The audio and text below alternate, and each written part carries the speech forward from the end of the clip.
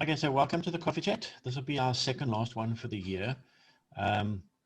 So for those of you who are visitors, this is just a forum where small businesses can share their stories and for others just to learn and get a little bit of inspiration. And the purpose is basically just to share with everybody. So if you only just take one thing away today, then we've actually set out and achieved what we wanted to do with this forum. So let's move on to the agenda. Okay, so today we're going to talk to someone from a company called the Seedling Stokvel. Very interesting name. And then we'll have the usual questions and answers for this person, and then we'll just sum up with some takeaways on what we think their success is in this small business, and then we wrap up. So let's go straight on to introducing Caro Tapson. Now, Caro founded the Seedling Stokvel late one night in 2016. And ever since then, she's been running this small digital business online for basically two reasons. The first one, she's got a love of gardening and she likes trying new things. Now, her background is she studied environmental science with economics and botany and hoped to move into the natural resource economy as a career, but that didn't really work out and became an urban agriculturalist instead. She won a number of awards, design awards and show gardening awards in this particular direction. And then along the line, she became a digital content producer instead for the last 7 years in conjunction with her hubby. Now she speaks of her hubby in glowing terms, saying he's very clever, but I wonder. But they run a color grading facility for digital media and an artisan sourdough bread. And we spoke to her hubby a few weeks ago, Matt, about the sourdough business, which was very, very interesting. So let's move on to Caro. Caro, can you see us?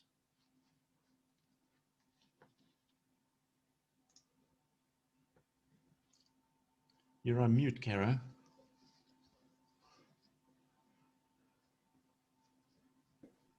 There we go. There we go, great. So, Cara, what is your background? I know you studied botany, and I have no idea about the agricultural side of university and what you study and what the different areas are. But I just picked up when I read your bio that you studied botany. So what's actually all about? And what's your background in, let's say, agriculture?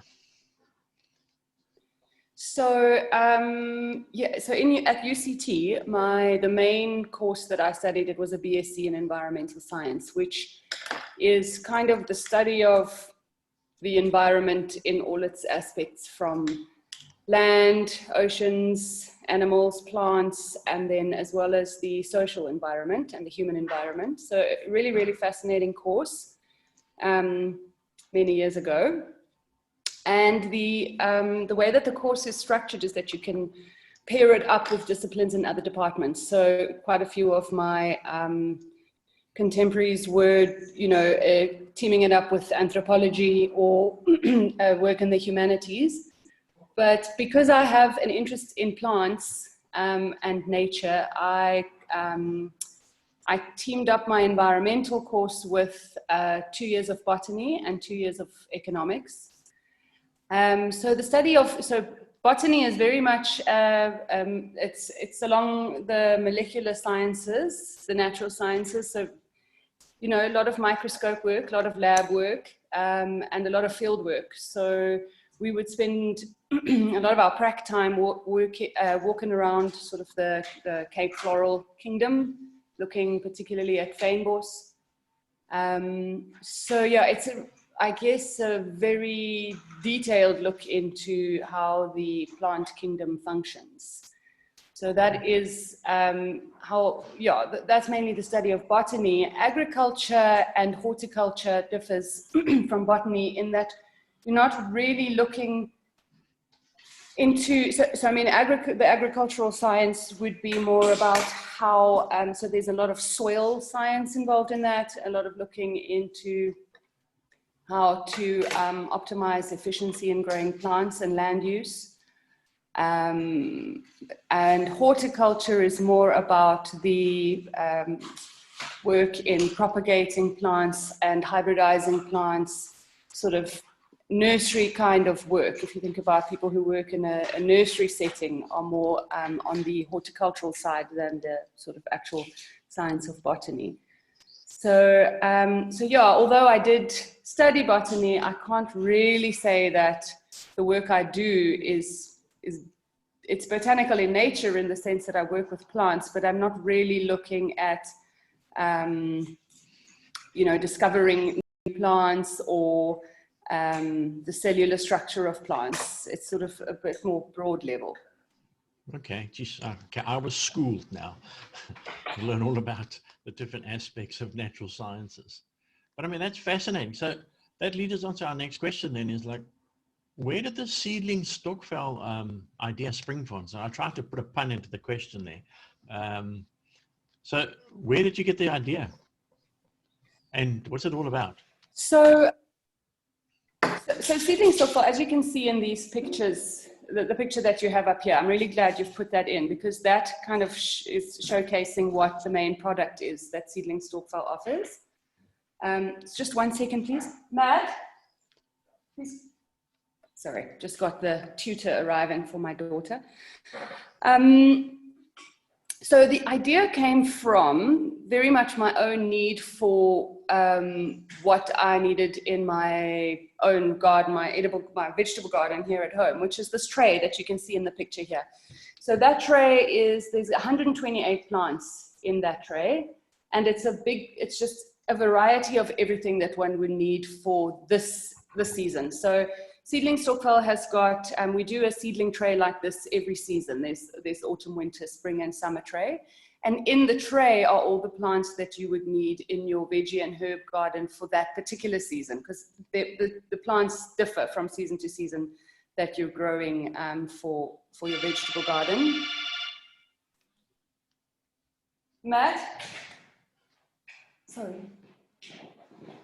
And so the reason why I wanted to create a product like this is so that I could get access for myself and to the people in my gardening network, very fresh seedling plants that come straight from the area where it's grown. It's not, it doesn't go to a nursery and live on a nursery floor where they kind of age, little seedlings age quite fast. And you end up having problems like plants that bolt and go straight to seed and don't actually complete a full life cycle that, you know, as you would need to use them in a vegetable garden kind of context. So my idea was to get these seedlings directly from the grower so that one would have more success growing them, which a lot of people struggle with that sort of thing when they're doing vegetable gardening. And also the variety that I have access to from my seedling grower is not really the variety you can find in your local nursery. Some of the things are there, but not everything. And the reason for that is obviously that nurseries will buy and sell what is mostly in demand. So you'll always find your cabbages, lettuces, and your sort of more generic kind of vegetable plants. Sorry, I just have to quickly open the gate. Sorry, guys. No problem.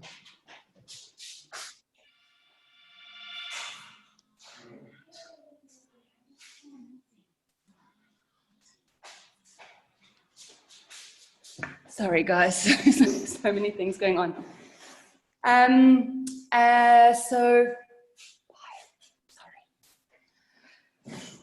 So the reason for starting this was so that I could get access to this variety of plants for everybody who is in my network. And then my network is very much just a growing group of people that develops through social media, through word of mouth. And I have this network that I keep in a database and communicate with via a newsletter, which I think we're going to get to later.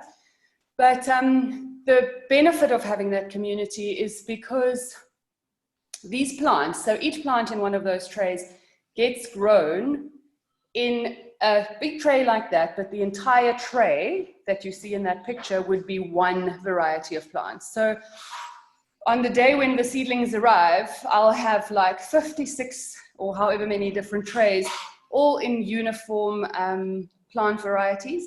And then our job is to mix them up. And so the only way that's really possible is we have lots of people buying into, you know, this kind of, because it's like a bulk buying kind of model, which then facilitates being able to do this diverse kind of tray setup. So that's why the Stokvel the use of the word Stokvel is in there, because it's a community that are coming together to make this product possible. So the idea really just came because this is what I needed. I wanted a tray like this for myself, and it didn't exist in the market. So we made, you know, we created one and started marketing it, and it's been growing. The demand for that has been growing, which is nice. Okay, cool. That sort of leads me right on to my next question then is, I see you've won a whole bunch of awards. So what is urban landscaping? What is the definition? And why herbs and vegetables? I mean, down here in the Cape, we've sort of just emerged from a 7 or 8 year drought. And most of the gardens down here, like especially mine, is now succulents and cactuses and gravel, and all the grass and the trees and everything else has died off. But why specifically herbs and vegetables? I guess mostly because I like food. So it kind of makes sense to grow food. I think that's just partly because that's my background. I've been a food gardener for basically as long as I can remember. I think that access to food is obviously a very important kind of basic need. And in the past, I've worked a lot in community development work, where people, you know, are often kind of living on food parcel type of subsistences. And so access to fresh food, which is really, really important for our own health, is quite limited. So I think I started really realizing the benefit of land use for food growing back in the days when I was doing more community-based work. But I don't really see food growing as something that should be limited to people who don't have access, more privileged people. And I think in South Africa in general, there is quite a lot of land that we have access to. And I think, and I guess it's also part of the sort of resource side of things, is I like the idea of, you know, using our resources to actually be productive and beneficial rather than just aesthetic. Mm-hmm. Obviously, there's a lot to be said for beautiful landscaping and conserved nature, where it is the natural environment that should be there. And obviously in the Cape, you have a lot of that. And I'm not suggesting that, you know, that gets replaced by food growing. Obviously, there is a huge, huge place for conservation. But I guess in a world where, you know, environmental impacts because of the transport of food, monoculture, industrial agriculture, I think there is a huge opportunity for us as homeowners, landowners, or renters, anyone who has access to space, to you know, get in touch with growing food and what that means. Also from an educational point of view, I think it's important for children to learn that food doesn't necessarily come from, you know, a shelf in the grocery store, but that these are things that we can do with our own hands and the resources that we have. So I think there's so many different benefits to being part of the food growing cycle. And it's not particularly difficult. So I think that, you know, your average gardener should be able to grow their own food. But also it can be used to, so landscaping, I mean, you're coming back to your question about this question here. So landscaping is the art of kind of creating, you know, applying garden design principles to a setting. So I'll show you outside my window here, you know, the way that, so there's just some plants on the floor here, but the way that I've placed these aloes, with the grasses, you know, they've been done in that particular way because they look nice. And so that's what landscaping is all about, placing plants in such a way that we're creating a setting that's beautiful. But urban agriculture is the practice of growing vegetables in an urban setting. So what I sort of aim to do is to combine landscaping elements with urban agricultural elements and use food plants to create landscapes that are not only productive, but also look beautiful and can be enjoyed visually. Okay, very interesting. So tell me, how did you guys manage to survive COVID, especially your business? I think it's a question that you might need to elaborate on, because what is survival? I'm not sure we are surviving. Well, I mean, if you just take it from the context of the way everything you explained in terms of our food came from a shelf, it's all convenience type shopping, and then suddenly the economy is shut down in such a way that you are forced to become a little bit more self-reliant. You need to tighten your belt a hell of a lot. You need to reach out to your community and network with people that traditionally in the past, you didn't even know who your neighbor was. And now, you know, small businesses, one of the things that we found through all these different interviews is we've been asking them questions about how did you survive as a small business during this COVID lockdown? And a lot of the stuff that's coming out is they have a lot of self-reliance built into them. It's just part of their DNA.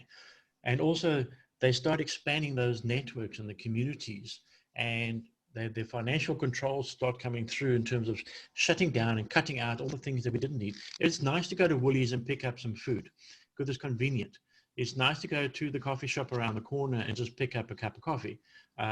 You know, it's like a throwaway generation. It's like if you go to New York, for instance, all the bins are filled with plastic boxes for food and these paper cups. You know, it's like a throwaway generation. So the question to you is, how does your little business survive COVID? And then how did you expand outside of that in terms of your self-reliance, your networking? We heard from Matt a couple of weeks ago, basically what he did, and it's sort of something that he really loved, and he jumped on it and it was successful.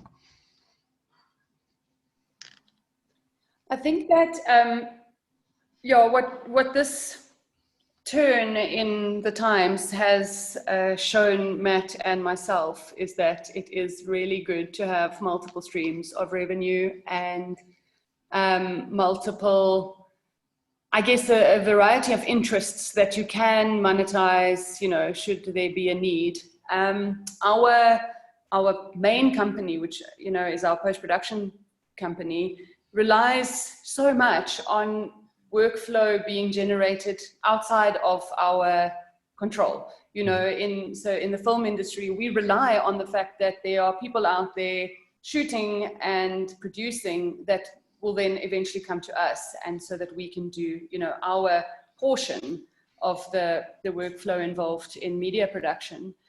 And I think there is really something to be said for running a business that is not reliant on something further downstream or upstream. Being able to create a product and sell it within your own kind of bubble has proven to be really useful for us, because from an income point of view, you know, it's really what's been keeping us afloat. And I say that with a pinch of salt, because it doesn't always feel like we are afloat. You know, it's been really hectic times.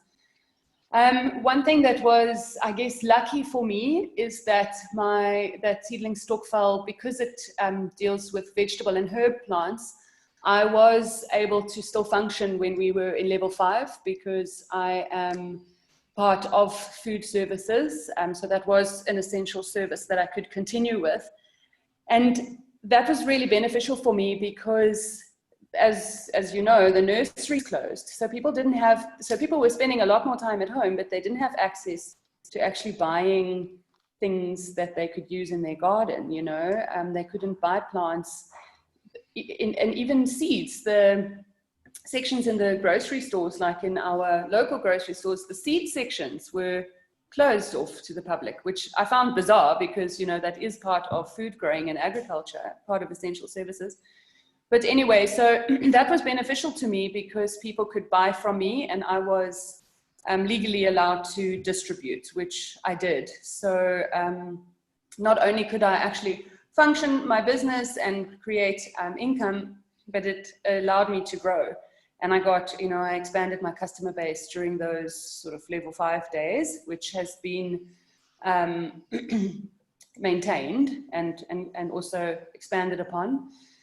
And other people in the sector, so I've got quite a close relationship with one of my suppliers, and they do organic fertilizers. Their business has grown like probably 6-fold during this year. They've experienced a huge growth in sales. So, you know, it's also interesting to see how the economy has responded to what's been going on. So I guess I do feel fortunate to be part of this sector, and that that I had this side business, which has always very much been a side business. I've always run Seedling Stokvel strictly online. All my marketing is online. All the transactions happen online. People, those seedling trays, they actually book them online, and then when they're ready for distribution, people either collect or they're delivered. I don't have a shop front. So having had experience with that kind of digital shopping space and the digital retail space was also really beneficial for me during COVID.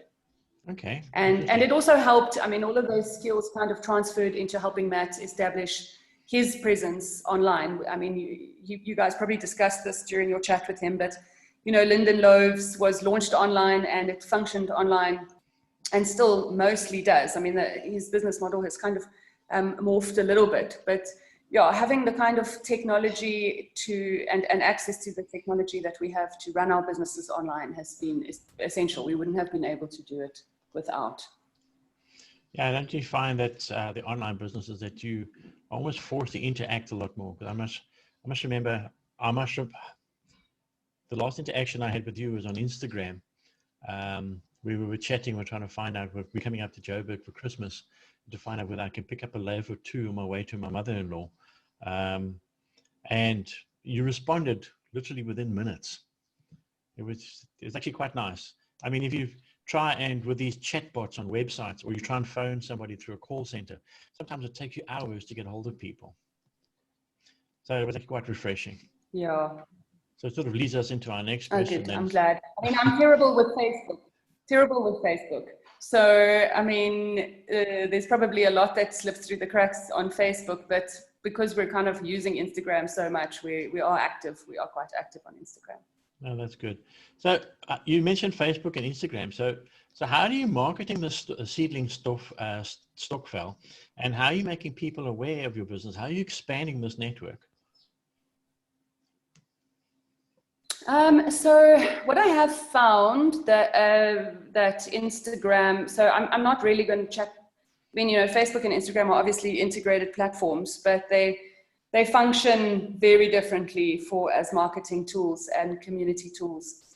Something I did earlier this year that was really interesting, and it just ties into my work in production. I did a course called Video Marketing. And in the intro to that course, the instructor covered all the different social media platforms and how they function differently to communicate with your audience.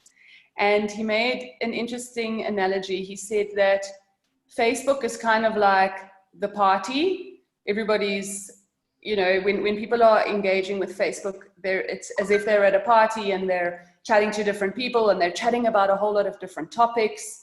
And so it's like being in a room with lots of people. And YouTube is more like a library where, you know, information is archived so that people can access. And Instagram is more like a gallery.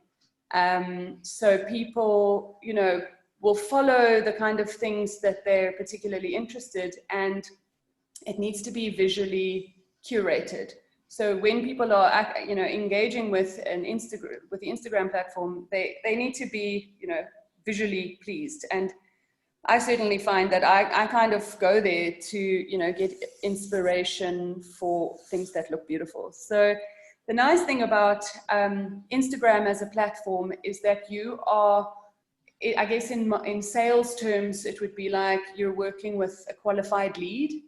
If people are following you on your Instagram page, you know that they're there because they've opted in to being there, and they're wanting to see the kind of content that you're supplying them. And if they, you know, if they're no longer interested in your content, they'll just leave. So the nice thing about that is that you already know that what you're posting about and the kind of content that you're generating, your market or your audience is interested in. So I find that is particularly useful because you can then use that as a conversation starter, and you can really have like meaningful engagement on Instagram. And I guess if you know, you could do that on Facebook as well, but I find Facebook for me is a little bit less targeted. I find it a bit vague as to how to actually communicate really well on Facebook with my audience. The kind of engagement that I get isn't quite as good as it is on Instagram. But I think what is more valuable to me than Instagram is my digital newsletter. So I use MailChimp. I have my email database. It lives inside MailChimp. And whenever I want to communicate something with my audience, or whenever I have something to sell or workshops that people need to book, I have found it really, really effective to communicate that through my newsletter. What's also really nice is with that newsletter, I can track, you know, all the kind of activity that so like if people are clicking on a link in the newsletter or being directed to either my website or a partner's website or an Instagram channel, all of that information is captured. And so for the next newsletter or for any kind of campaign work that I'm going to be looking at doing in the future, I can see how that performed and what worked and what didn't work. So that's a really, really useful tool. And that's really how I do my marketing. I've been physically at a few markets in the past, you know, kind of like your Linden market, or there's something called the Field and Study Centre market. Just to have a physical presence and actually chat to people. And I found those opportunities are great. I didn't find them very good as sales tools, but I found them really useful as like information gathering sessions, chatting to people, being able to have like live conversations with people with the product in hand, and kind of get a gauge for what they don't understand or what they love, or, you know, and using that to then kind of improve on the product and the marketing. But yeah, for the most part, the marketing is all digital. So you found that the Instagram platform is actually quite easy for them to like almost educate your following. You know, so yes, this is what dill does, this is what cucumbers do, this is what lettuce does. We had a picture of artichokes earlier on. My daughter's freaks over artichokes. I'm ambivalent. But every single herb obviously has its strengths or weaknesses. So do you use Instagram to actually educate people about these vegetables and herbs? I actually use Instagram, I think, more as, what's the word I'm looking for? As like a tool to spark a question. And I use my newsletter more as an information and educational resource. I do find the stories function in Instagram quite useful to do like little bits of information, sort of bite-sized pieces. But with plants, there's always like quite a lot, you know, of information that comes with that. And especially because I'm working with how to use plants as food, you know, that comes along with kind of recipes and how to use them in the kitchen and how to store them. So all of that information I generally would do via the newsletter. But I do help, you know, Instagram is very useful to ask people about the kind of content that they want to get from the newsletter. I had a really successful newsletter in, I think it was September, because I was showing people on Instagram how my fennel was growing in the garden. And I was getting so many questions on Instagram saying, oh, like I grew fennel, but I have no idea what to do with it, or how do I know when it's ready to harvest it? And just questions coming through. So I put together a newsletter, which was basically like, here is everything you need to know about fennel. Here is the recipe for how to roast it, how to freeze it, how to pickle it, how to, you know, and then how to store it, as well as how to know when it's ready in your garden. So all those questions that came through the Instagram stories, I then used to make this kind of more informative newsletter. So there's definitely, you know, these platforms are definitely linked, and the one kind of helps to feed the other. So I find that really useful from a digital marketing point of view. Okay, so that's actually worked quite nicely then. So what's your biggest challenge to overcome so far? So I think as self-employed entrepreneur, I think the biggest challenge for me is always the question of whether the thing that I'm doing is going to be successful, if it's going to be well received, and ultimately if it's going to sell. You know, and I think that at the end of the day, like, your role as a self-employed person is to sell your product. If you can't sell your product, like, you know, you got to go and get a job. So having confidence that what you're doing is, you know, that there's a real need for it out there, and to also, to a large extent, create that need by educating people about your product. But you have to really believe in what you're doing, because if you don't, you know, it becomes, you're not really going to convince anybody of the need that, you know, you're trying to create. So I feel like my biggest challenge is really just, I think, doubt, knowing whether what I'm trying to do is going to work. Because I find that when I'm in that kind of doubt mode, I can't action the work that I'm doing. And ultimately, that's what you need to be doing all the time. It's just like actioning. Starting a small business is, I've always found that I've tended to avoid the kind of these business planning sessions and, you know, roundtable discussions. And I mean, this is obviously very useful, but in the past, I found that thinking too much about the thing that you want to do can hold you back. You actually just need to get out there and start doing stuff. And the more you do stuff, the more that feedback cycle allows you to either improve or change, you know, what it is you're doing. But in the absence of action, I don't think, you know, the small businesses can run. And in the presence of doubt, it's very hard to actually action. So I'd say that's my biggest challenge. I mean, obviously there are things like, you know, capital investment that would hold us back, but I think those are just quite ubiquitous challenges that everybody has. And yeah, I guess particularly at the moment, the fact that the economy is down and people's spending patterns are kind of all over the place makes it quite difficult to know, you know, whether you're going to sell. I think people are being a lot more selective about their purchases. So it is very much about being also the loudest person in the room when you're trying to market your products. Sure. I mean, you mentioned a lot of things about just action. So like my next question that I ask every small business is, where do you go for advice? So, you know, I've also been guilty of just action, just do something, move forward, bang your head, doesn't work, change direction, do something else. But sometimes you do need to just step back and just ask somebody else and saying, am I doing the right thing here? What am I doing wrong? You know, and be blunt and be honest. So where do you go for advice? So I guess, I mean, the internet is always at our fingertips. I do ask Google a lot of questions.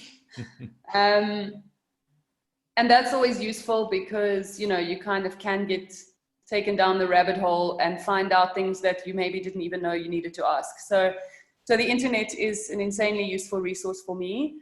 I do like to sometimes take our time, and, you know, we've got a really fantastic exclusive books in one of our malls here that has a massive library of business books, gardening books. You know, they just have a huge resource, and you're allowed to just sit there and actually read the books without having to buy them, because often they are quite expensive. So that's lovely to do. I have less time for that sort of thing, but it is really nice to do that.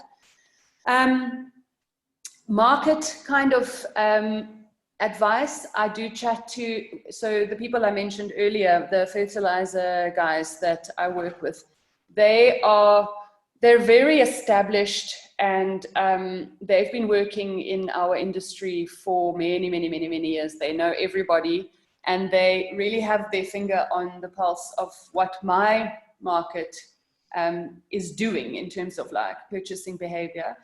So just chatting to them and, you know, getting an idea of like how they're selling, where they're selling, what they're selling. They're an incredible resource. Matt, obviously, you know, we're always bouncing ideas and questions off each other. So having him in my environment is vital, because these issues of self-employment are, you know, these are things that people who have job security in like a corporate, or, you know, they don't always understand the challenges that a self-employed individual has. So I do chat to Matt as well as my other self-employed friends about the trials and tribulations of that. And then often, you know, that comes with just advice, ideas and tips of how to move forward. And then, yeah, our family members, my father he's always been a good kind of people person. So where human resources are concerned, he's always been a very good sort of mentor. But yeah, I think that's mostly it. Okay, that's interesting. So being self-employed, work-life balance is always a challenge. So, you know, well, chatting to Matt to listen to his hours and then reading your bio. So between the two of you, your hours seem to be quite crazy. So how do you actually manage the balance between work and home?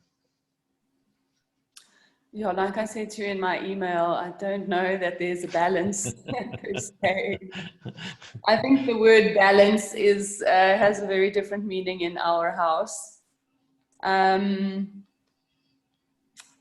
think the one thing that's kind of nice for us is that we, you know, I'm sitting in my office space here, which we built on our property I think we finished the project about 3 years ago. We used to have office space in a different part of town, and being self-employed and then starting a family, we realized like it is impossible to do that if you're not physically in one place. So, you know, we took the step to build this office, which was a huge game changer for us, because it allows us to, you know, sometimes we'll take a little gap. We've been lucky, obviously, to have a nanny that helps us with, you know, with the keep an eye on the kids and manage the house while we work. And then, you know, taking that gap between 5 and 8 to actually be with the kids and just be around the house. But, you know, often we'll put them to sleep and carry on working into the night, which we can do because all of our facilities are right here. So we don't have to leave the property to work. So yeah, making your place of work the same place as where you live has been essential to us during our work. But we've also had to be really strict in the past about actually taking time off. You know, having the 2 kids, you do realize very quickly when you're out of touch with them. They act up. I don't know if everybody in this group has got children, but it's very, you know, you can realize quite quickly when your kids feel disconnected from you, you know, when their behaviors start to change. And it's really important at those times to just, you know, regardless of what the bank account is looking like, to take time off and then actually dedicate that time to, you know, actively parenting and being more present for them. But it's not always easy because you do feel, and Matt is particularly bad at that. He doesn't like taking time off because, you know, as a self-employed person, unless you've been successful at setting up like passive streams of income, when you're not working, you're not earning. Nobody's giving you that paid leave. But yeah, I guess a really important part of that is also just planning financially for those times that you need to take off. And we live with a very strict budget in place. Saving this year has been terrible from a savings point of view. We haven't been able to save. We've had to access our savings. And, you know, so that is going to be the first next step to, you know, recovery, putting the savings plan back in place. But thank goodness we did that many years ago. We started living with a very strict budget in place, and so that we can allow ourselves some time off when we need it, to kind of regain that balance that you speak of. No, cool. So what's next for you? What's next for the Seedling Stokvel? Next is a holiday. So through this process that we've been through this year, we have connected I think very meaningfully with the people in our audience. And I have seen that there is definitely a need in Johannesburg and an opportunity for more education around the kind of, particularly around the kind of simple food products that we make, between Matt's bread and between my gardening. I ran a series of workshops last week as part of we did a pop-up, and a whole 4 days kind of committed to just engaging physically in real time and real space with our audience and around what we do. And there's so much interest in what we do. So the next thing for us is just finding ways to grow that.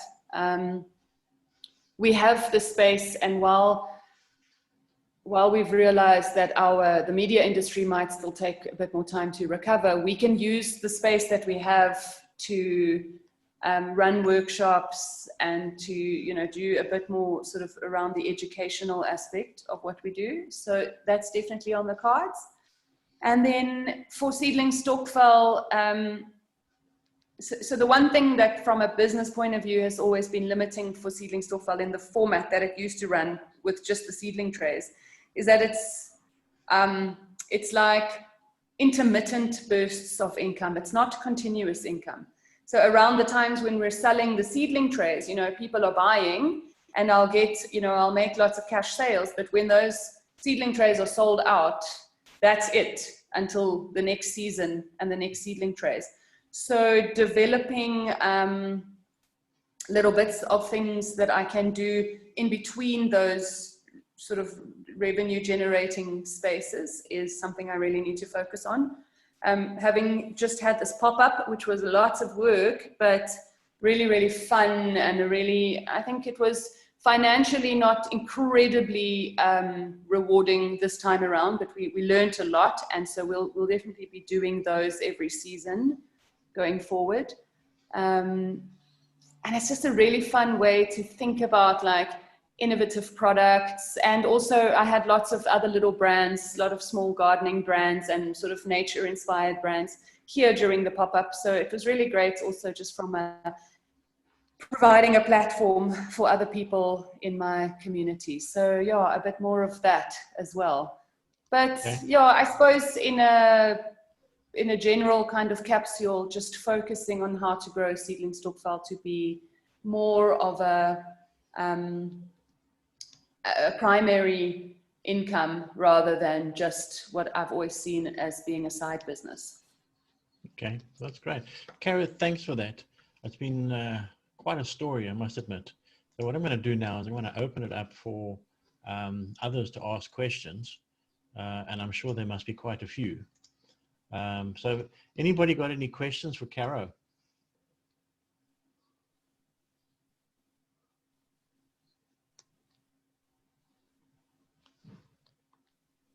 Well, I don't have a question. So if everyone's so quiet, I always got something to say. Okay.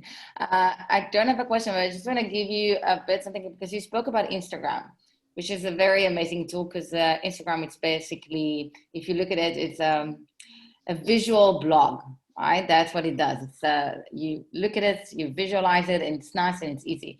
But Facebook is also something that can be very strong for you, especially from the side that you want to educate and to teach.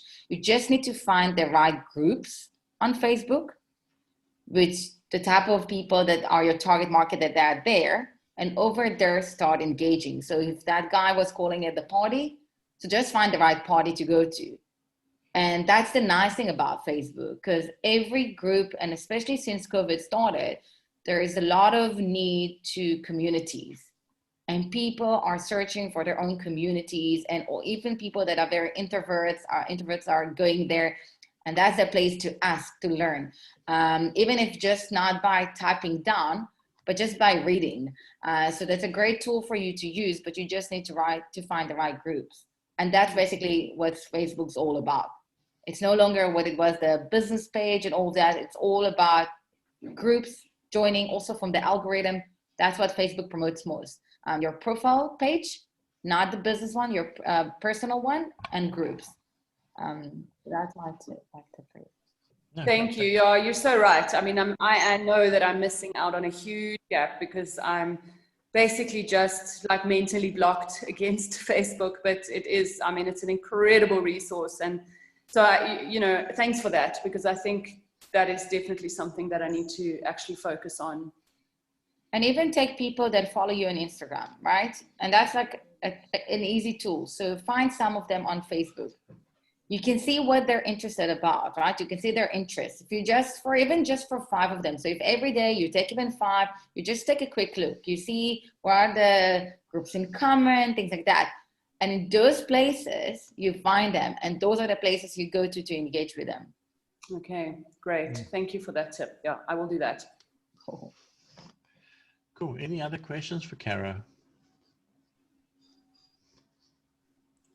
Yeah, Cara, managing your inbound supply chain, sourcing all your plants, your planning systems around that, are you well structured? Because I take it in a tray, there's a myriad of or a number of options of plant, and obviously they've got to be sourced from specific nurseries or wherever you get them from. But I should imagine there's quite a challenge when all this lot comes together, and it's got to be, I guess in retail it's called break bulk, and that's quite an exercise in itself. So how do you address that? Yeah, it's a huge, I need to always be very, very organized at those times. So what makes it possible for me to have this product is that my supplier is a really well set up and incredibly professional horticultural company. And one of their very strong points is that they know exactly from planting, from the day of putting a seed to start germinating to the day when that plant is at the correct size, how long that takes. And obviously, as you've seen, and as you mentioned in my tray, there's a variety of plants, but I can give them that variety.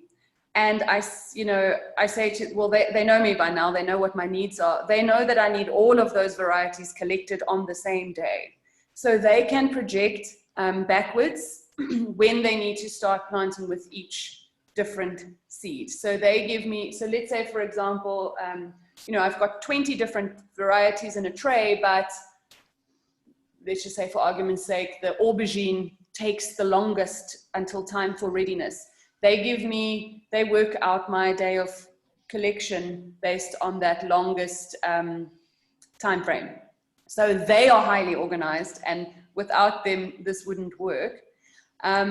But everything down to the number of plants that I'm getting, to the number of trays I can sell, all of that work gets done in one session on a spreadsheet. So that when the plants come in, I also know how many of each variety needs to go in each tray. So those tiny little numbers are really important. And that's another reason for my model, which is the pre-order and the pre-sales of all of the trays, is because that turnaround time needs to be really quick, because I cannot sit, and look after these plants for too long, because obviously it's water that's required and labor, and it takes up space. I need to know that at least like 95% of the trays are already sold before I collect them, so that we package and then distribute in the shortest amount of time possible. So yeah, so that the process around that is, and I've learned every season of doing the tray, I've learned something new that I've had to implement, you know, in the following round. But yeah, having that supplier, having my supplier and having a really good relationship with them is vitally important to my product. And I suppose reciprocally also that relationship you have with the fertilizer supply guys. So it's well backward and forward integrated in a way, or should I say backward integration in both cases, and that they're both providing you with great input.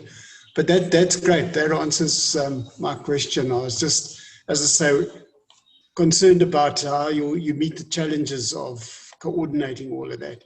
If I can ask another question on that, how are you set up for scale? Can, you know, just say, for example, hypothetically, your demand just blooms, excuse the pun, blossoms. Would you be okay on your model to cope with that? You know, are you sufficiently geared on that front? So I think I couldn't exactly scale up indefinitely or infinitely because of the space issues. You know, I think the space is probably my biggest limiting factor. But the systems have grown. So, and the other thing about the product is that it scales up in specific increments because of number of plants, you know, per tray. There's sort of a fixed margin that I work within. So I can only scale up in doubles. You know, does that make sense? I don't know if I'm explaining. I can't just say, okay, next month I want to sell 12 extra trays. Next month, if my minimum number is 56, if I want to scale up, I have to scale up in increments of 56 because otherwise the maths doesn't make sense. But from a growing point of view, my supplier can scale, they're massive growers, so they can provide me with however much I want. But yeah, logistics, the delivery side of things is something that I've had to also develop over the years. I now have a delivery partner, so that's really helpful.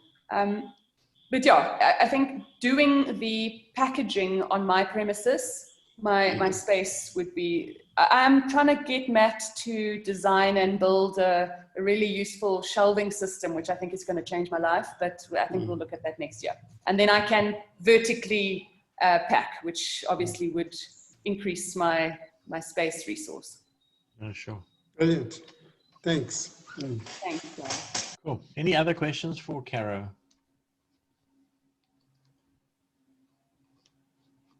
Not. Okay. So, Cara, what we do now is we move on to what we call our takeaways. So these are those salient points that we pull out of the conversation that we've had with you today. And we summarize them into normally 4 or 5 points. We say that this is what we think that your success factors are for your little business. So the first one that came through very strongly is self-reliance. And you've mentioned a number of times there.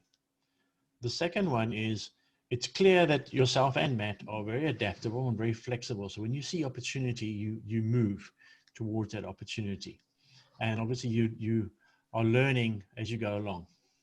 You have very tight financial controls that come through very clearly as well. And you've chosen the right marketing channels. And I don't know if it was a case of you stumbled along those channels, or if it was a process of elimination that you've got to using Instagram / Facebook with your email marketing that seems to be working for you. And then the last one is you've surrounded yourself with quite a strong support group. And you mentioned a number of people in your support group that you turn to for all sorts of advice, or just a sounding board, or a shoulder to cry on, or whatever. So I don't know if you agree with those points. Yep, exactly. Cool. Okay, so we're going to wrap up now. Cara, thanks again. It was fantastic chatting to you. Both yourself and Matt, it's been absolutely fascinating what you guys have done. this last 12 months. And I hope that we can call you back in a few months' time and see how you guys are doing. And then as far as the bread is concerned, when are you guys shutting down in December? You mentioned Well, you guys are I'm going shutting away. down next week. Yeah, Matt is still going to be sticking around. He's got a project that he's working on, and he says he's closing the bakery on the 17th of December. Okay. And then he's working through, and he'll join us down in the COVID hotspot in the Eastern Cape, I think on Christmas Day. Okay.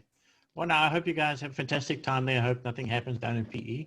And hopefully the authorities there start getting things under control. But for anybody else, Yeah, agreed. And thank yes. you so much for engaging us, though. It's really nice to be able to share our story with an interested group of, thank you and for sharing with us. also getting feedback. Okay, so Thank you. what I'll do is I record these sessions. I will send you a mail probably sometime over the weekend. Once I've edited the video, please don't compare my editing to yours. And then if there's any questions for Caro or anybody else, please just email one of those email addresses there. I'll include those email addresses in the email that I send to everybody sometime over the weekend. I've got a pretty busy afternoon. Tomorrow I'm at the market. Sunday morning is downtime, so maybe Sunday afternoon I might get to it. But other than that, I hope you guys have a fantastic weekend. It looks like we're in for a nice warm weekend for a change. I don't know what it's like going to be up there in Johannesburg. Hopefully it's nice and warm. Yeah, looking Cool. good. Guys, have a great time. And I will chat to you next week. Next week will be our last coffee chat for the